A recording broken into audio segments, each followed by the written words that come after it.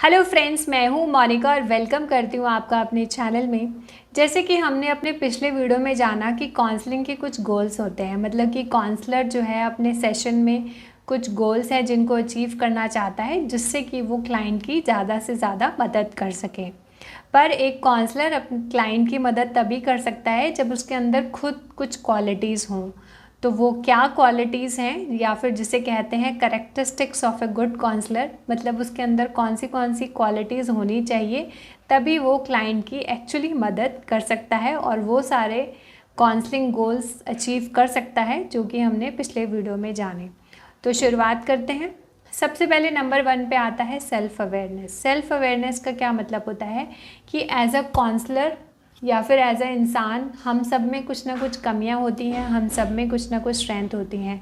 पर क्या हम अपनी कमियों और स्ट्रेंथ को जानते हैं? सपोज़ करो अगर एक काउंसलर है, उसे लगता है कि वो इस फील्ड में इतना अच्छा नहीं है, मतलब कि वो फिज़िकली किसी की इतनी ज़्यादा मदद नहीं कर सकता, कि ईटिंग हैबिट्स उसकी खुद ही इतनी अच्छी नहीं है, तो वो दूसरों को क्या सजेस्ट करेगा। पर वो सोशली बहुत स्ट्रांग है, तो वो सेल्फ़ अवेयर होना चाहिए कि मैं किस चीज़ में अच्छा हूँ, किस में नहीं अच्छा हूँ, किस चीज़ में मैं क्लाइंट की मदद कर सकता हूँ और किस चीज़ में नहीं। तो जो इंसान खुद सेल्फ़ अवेयर होता है, जिसे खुद अपनी कमियां और अपनी स्ट्रेंथ दोनों के ही बारे में पता होता है, वही दूसरे लोगों की एक्चुअली मदद कर सकता है। अगर जो इंसान खुद ही सेल्फ़ अवेयर नहीं है, उसको खुद ही अपने बारे में कुछ नहीं पता, तो वो दूसरे इंसान की क्या मदद करेगा। तो नंबर 1 पॉइंट होता है कि काउंसलर जो है उसको सेल्फ़ अवेयर होना ज़रूरी है। नंबर 2 पे आता है एम्पैथी। एम्पैथी का मतलब होता है कि दूसरे इंसान की सिचुएशन को समझ पाना, उसके पॉइंट ऑफ व्यू से किसी भी सिचुएशन को देखना। तो जो इंसान दूसरे और नॉन जजमेंटल होना, मतलब कि ये समझ, जैसे काउंसलिंग में ये भी कहा जाता है कि अगर कोई क्रिमिनल है, जिसने कोई क्राइम किया है, तो काउंसलर का ये फ़र्ज़ बनता है कि उसके क्राइम को एक साइड पे करके एज अ इंसान वो क्या है उस पर फोकस करना चाहिए। तो एम्पैथी का मतलब है कि दूसरे इंसान को समझ पाना।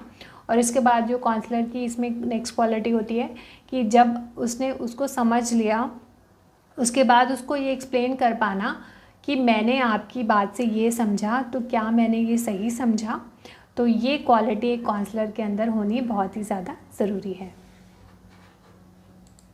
उसके बाद थर्ड नंबर पे आता है अनकंडीशनल पॉजिटिव रिगार्ड। इसका मतलब क्या है कि क्लाइंट अगर दुखी है, खुश है, बहुत गुस्से में है या फिर सड़ेलू है, तो काउंसलर को उससे कोई फ़र्क नहीं पड़ेगा। उसका काम है क्लाइंट की हेल्प करना। मतलब कि जिस भी सिचुएशन में, जिस भी स्टेट ऑफ माइंड में क्लाइंट है, एज अ काउंसलर उसका ये फ़र्ज़ बनता है कि जो भी उसकी स्टेट माइंड है, उसको उस पर तवज्जो ना दे के उसकी हेल्प करने की कोशिश करना।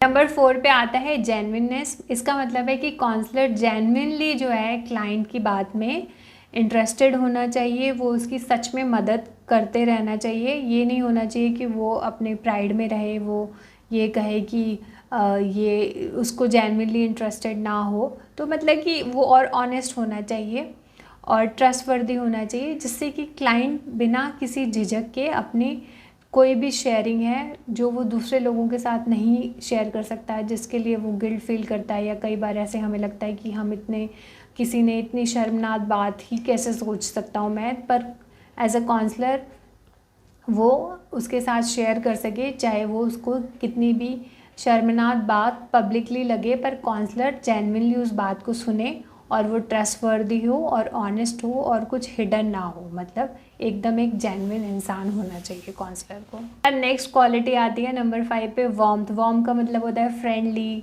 मतलब कि ऐसे खिला खिला खुश मिजाज, कि अगर आप वहाँ पे जाएँ तो आपको लगे कि हाँ मेरे को मदद मिलेगी। अगर कोई ढीला सा बंदा हो, खुद ही सुस्त होगा, तो क्लाइंट तो ऑलरेडी परेशान है, वो किसी किसी दुख में है, तभी वो आपके पास आया है। तो वार्मथ जो है वो बहुत ज़्यादा ज़रूरी है, कि एक फ्रेंडली सा अच्छा और एक वार्म, मतलब वार्म का मतलब आप समझ गए होंगे कि एक अच्छा सा खुशनुमा जो है वातावरण होना चाहिए। और जो जो साइकोलॉजिस्ट है और जो काउंसलर है, उसके अंदर एक बहुत वार्म फीलिंग होनी चाहिए।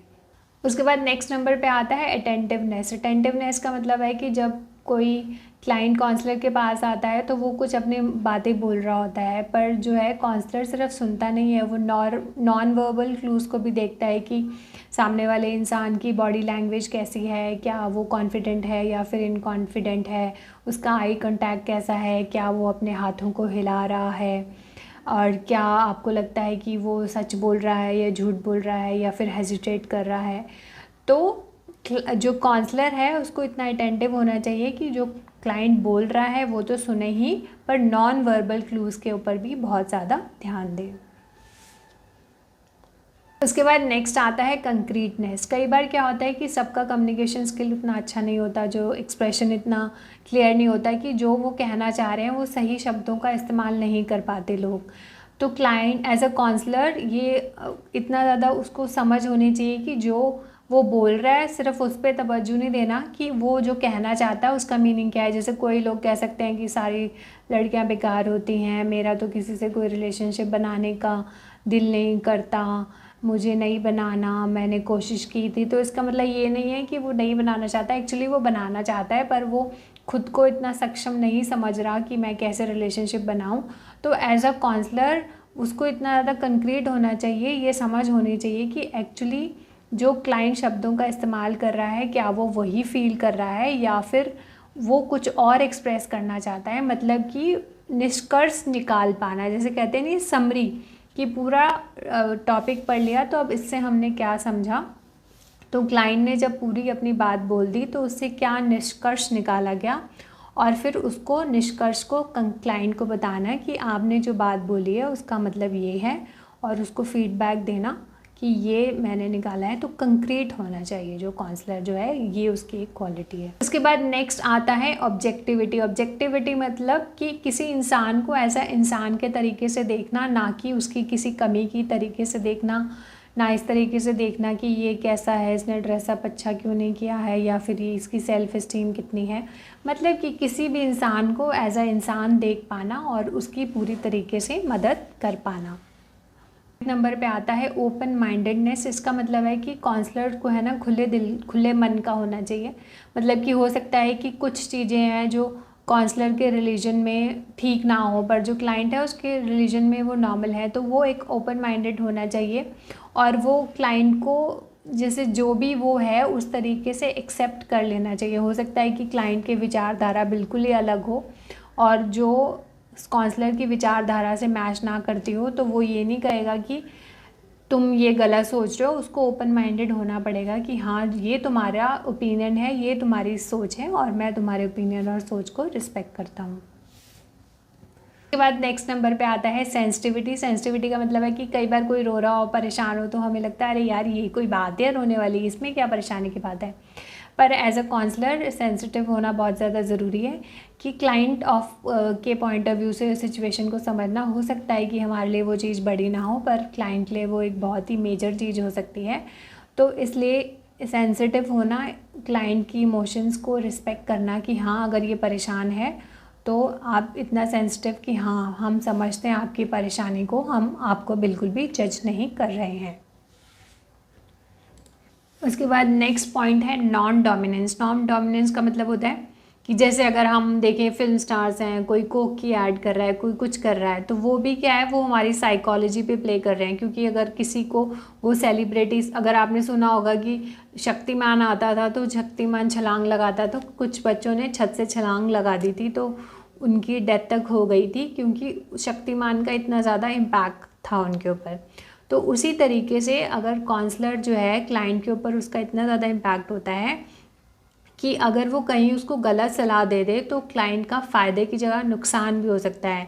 तो क्लाइंट के ऊपर हावी नहीं होना, डोमिनेंट नहीं होना, क्योंकि वो एक अलग ऐसी सिचुएशन पे है कि क्लाइंट की साइकोलॉजी से प्ले कर सकता है। तो बिल्कुल भी डोमिनेंट नहीं होना और उसके बिलीफ सिस्टम को चेंज नहीं करना, सिर्फ उसकी इरैशनल थॉट्स के ऊपर काम करना है और उसको इफ़ेक्टिव हैबिट्स में बिल्डअप करने में हेल्प करना है।